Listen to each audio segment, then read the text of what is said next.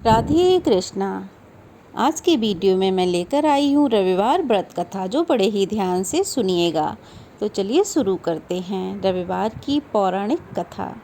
पौराणिक कथा के अनुसार प्राचीन काल में एक बुढ़िया रहती थी। वह नियमित रूप से रविवार का व्रत करती। रविवार के दिन सूर्योदय से पहले उठकर बुढ़िया स्नान आदि से निर्वृत हो जाया करती और फिर अपने घर के आंगन को गोबर से लीप कर साफ स्वच्छ करती। उसके बाद सूर्य भगवान की पूजा करते हुए रविवार का व्रत करती और कथा सुनकर सूर्य भगवान का भोग लगाकर दिन में एक समय भोजन करती थी। सूर्य भगवान की अनुकंपा से बुढ़िया को किसी प्रकार की कोई चिंता नहीं थी, कोई कष्ट नहीं था। धीरे धीरे उसका घर धन धान्य से भर रहा था। उस बुढ़िया को सुखी होते देख उसकी पड़ोसन उससे बड़ा जलने लगी।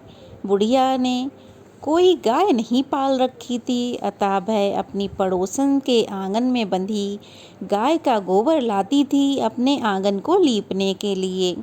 पड़ोसन ने कुछ सोचकर अपनी गाय को घर के भीतर बांध लिया कि अब ये बुढ़िया गोबर नहीं ले जा पाएगी तो आंगन को कैसे लीपेगी। रविवार को गोबर ना मिलने से बुढ़िया अपना आंगन नहीं लीप सकी।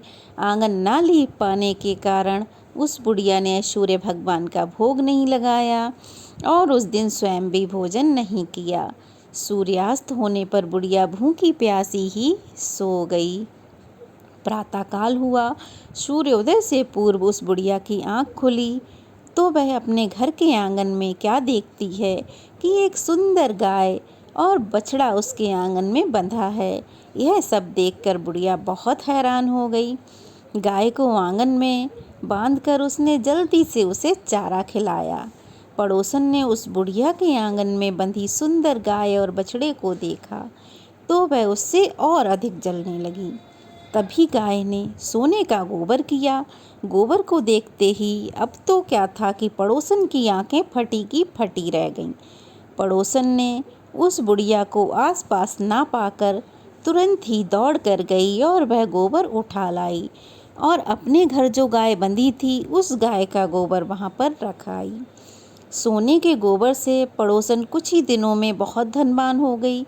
गाय प्रतिदिन सूर्योदय से पूर्व सोने का गोबर किया करती थी और बुढ़िया के उठने से पहले ही पड़ोसन उस गोबर को उठाकर अपने घर ले जाती और अपनी गाय का गोबर उस जगह पर बुढ़िया के घर रख जाती।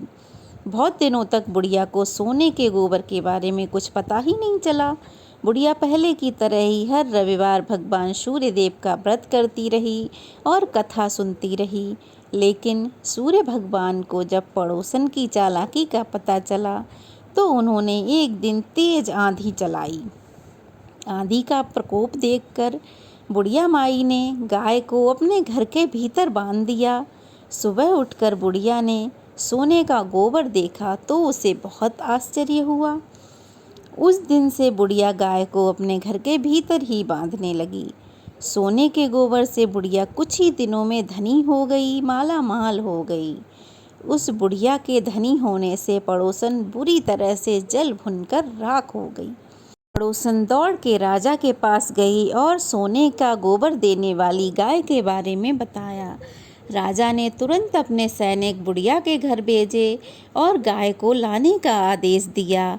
बुढ़िया उधर बिलखती रही, रोती रही, मेरी गाय को मत ले जाओ, परंतु राजा के सैनिक गाय को लेकर महल में चले गए। राजा ने आदेश दिया, इस गाय को मेरे महल में बांधा जाए। उधर बुढ़िया भूखी प्यासी रह गई क्योंकि गोबर नहीं मिला तो वह आंगन नहीं लीप पाई और पूजा नहीं कर पाई।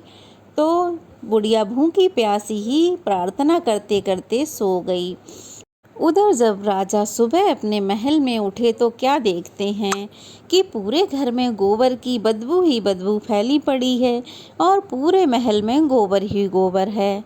सैनिक जितना गोबर साफ करते जा रहे हैं, गोबर उतना ही बढ़ता ही जा रहा है, गोबर साफ ही नहीं हो रहा है।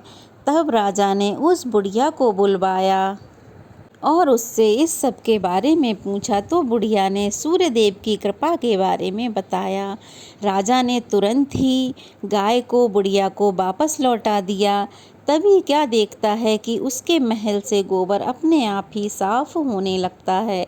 पूरा गोबर साफ हो जाता है, महल साफ हो जाता है। अब क्या राजा ने बहुत सारा धन देकर बुढ़िया को विदा किया और अपनी गलती की क्षमा मांगी।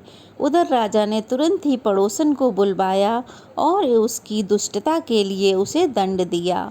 फिर राजा ने पूरे राज्य में घोषणा करवा दी कि सभी स्त्री पुरुष रविवार का व्रत किया करें। रविवार का व्रत करने से सभी लोगों के घर में धन धान्य भर जाएगा और चारों तरफ खुशहाली छा जाएगी।